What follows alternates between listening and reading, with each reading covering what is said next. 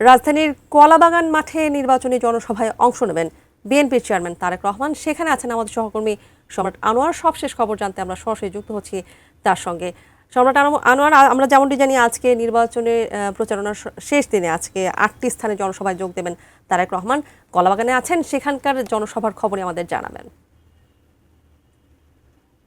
সমাবেশ হয়েছে এবং সেই সমাবেশের শুরু থেকে তিনি বনানীতে তার যে আসন অর্থাৎ ঢাকা ১৭ আসনের সেই ১৭ আসনের যে বনানীর মাঠ, সেই খেলার মাঠে তিনি শুরু করবেন, যেটি কিছুক্ষণের মধ্যে শুরু হওয়ার কথা রয়েছে। তারপরেই তিনি এই কলাবাগান ক্রীড়াচক্রে, এখন আমি যে জায়গাটিতে দাঁড়িয়ে আছি পেছনে দেখতেই পাচ্ছেন যে স্টেজটি করা হয়েছে, সেই স্টেজে তিনি সমাবেশে যে বক্তব্য সেটি তিনি দেবেন। ইতিমধ্যে তার এই সমাবেশকে কেন্দ্র করে আমরা দেখছি যে এই যে আশপাশের যে ওয়ার্ডগুলো আছে সেই ওয়ার্ডগুলোর যে রাজনৈতিক নেতৃবৃন্দ বিএনপির পক্ষের তারা ইতোমধ্যে আসতে শুরু করেছেন এবং আমরা দেখেছি যে আশপাশের যে সড়কগুলো রয়েছে সেই সড়কগুলো তো বিপুল সংখ্যক নেতাকর্মী উপস্থিত হয়েছেন।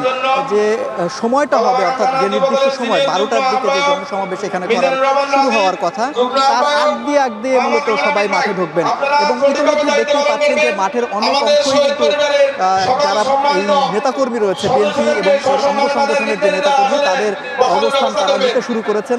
একে একে বিভিন্ন ওয়ার্ডের পক্ষ থেকে এখানে মিছিল নিয়ে নেতাকর্মীরা আসছেন।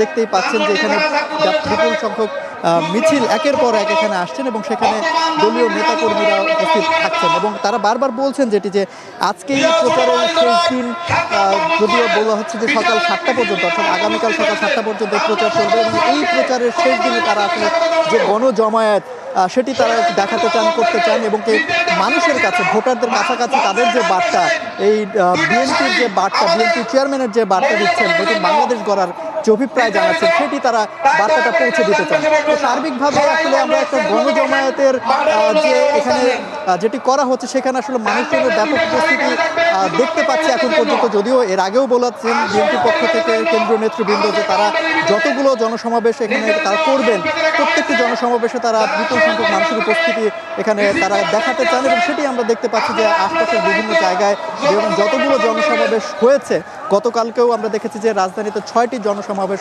করেছেন বিএনপি চেয়ারম্যান এবং তারপর আজকে আরও 8টির করা হয়েছে এবং গতকাল এবং আজকে সকালের হিসাব যদি করি তাহলে বলা যায় যে মানুষের উপস্থিতি বেশ এখানে যথেষ্ট পরিমাণ বেশি। তানিয়া।